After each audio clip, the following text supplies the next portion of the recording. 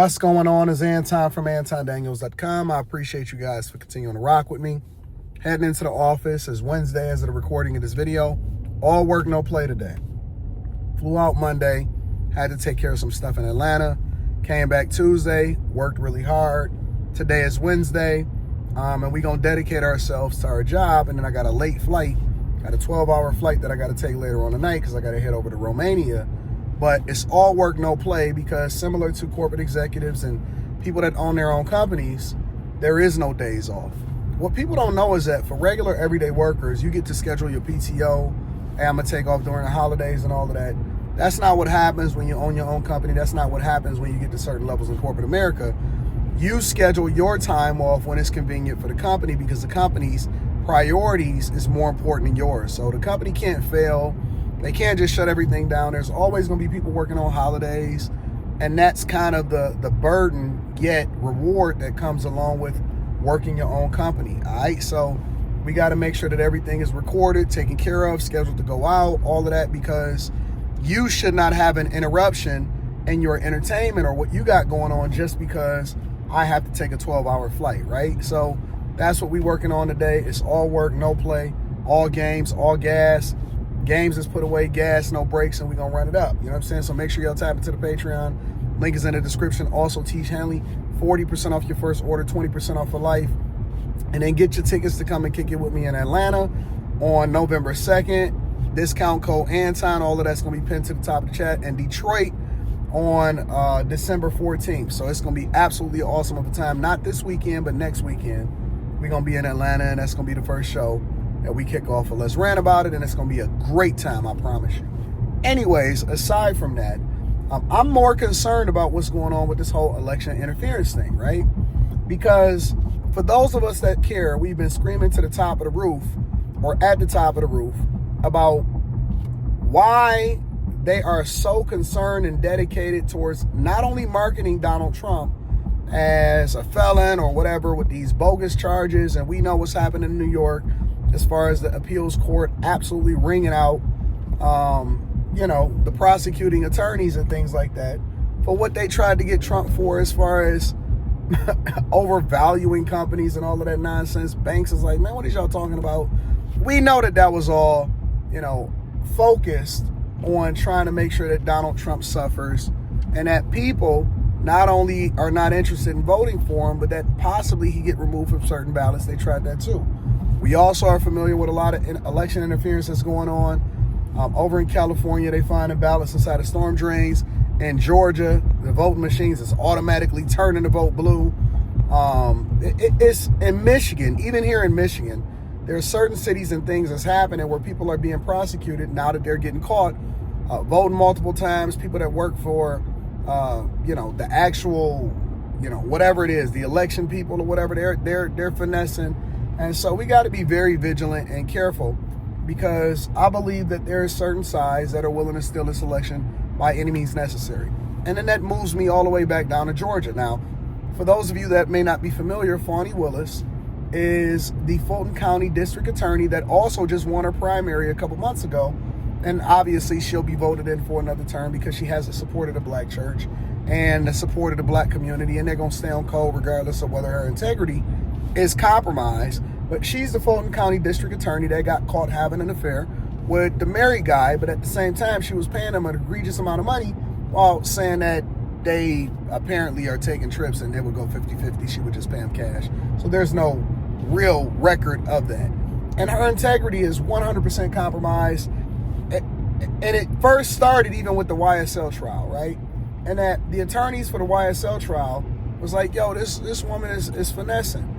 And then on top of that, because we know that they filed the 91 charges in order to try to prevent Trump from becoming president of the United States of America, it was revealed through one of those attorneys that the Fulton County DA, Fani Willis again, and Andre Dickens, the mayor of Atlanta, went and met at the White House, and it says on the logs, is public information, met with the vice president of the United States of America, even though they're trying to deny it, and this whole story has been absolutely buried.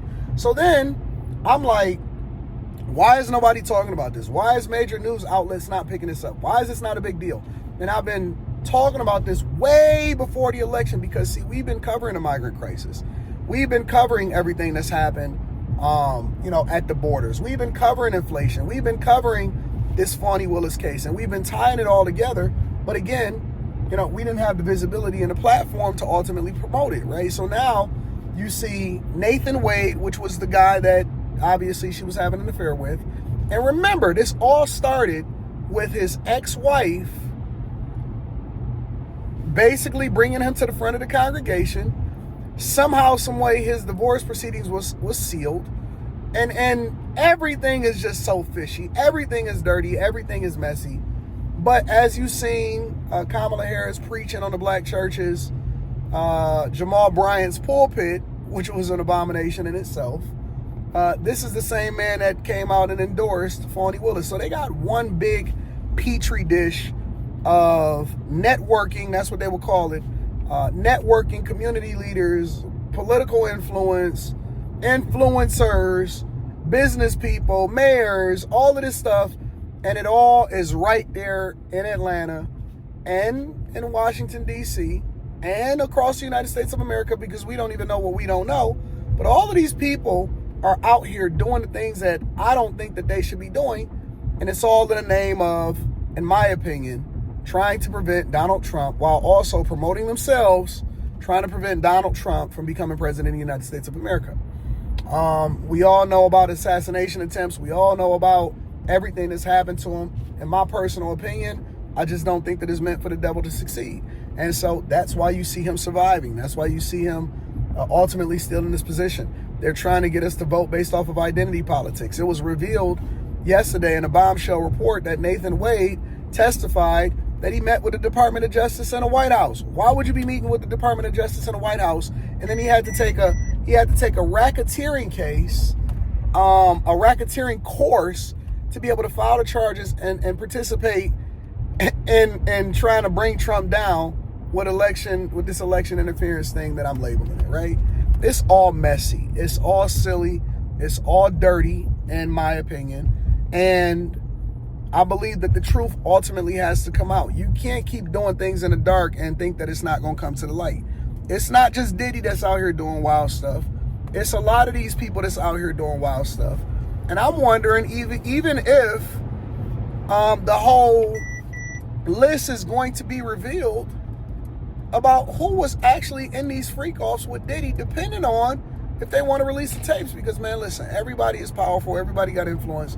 Everybody is determining what's happening all around us. And everybody is, the people, the ones that are voting based off of identity politics, they're burying their heads in the sand. And they saying, oh, we don't see it.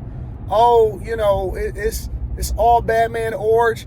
I'm not voting for a felon and all of this stuff. Man, don't you know that all of this stuff is manufactured against them? And miss me with the racism comments. Because if you can have a whole conglomerate of people that are of color controlling almost what happens inside of the White House and pushing themselves to ultimately be your president or vice president or whatever, miss me with the whole racism thing, because there's never been a person that's more patriotic in my lifetime that I could see than Trump, willing to take a bullet for his country, still run for president of the United States of America, was already rich, but actually wants to do the thing that's in the best interest of the residents in the United States of America, the citizens of the United States of America. And they're going after a white man. So a lot of the premise with what people say racism is to be able to exert power over somebody else, which I don't agree. I think that people can be racist regardless of whether or not they could politically influence or systematically exert power over people. But that's what you see happening in our legislative branches, business communities, and even in our churches. And I think that it's disrespectful and it's stupid.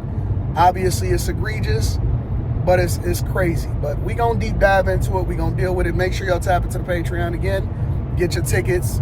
Discount code Anton. Also, Millionaire Morning Show this morning. If you haven't already, make sure you subscribe to the channel. I love you. I appreciate you. I'm gonna see y'all this morning. Peace.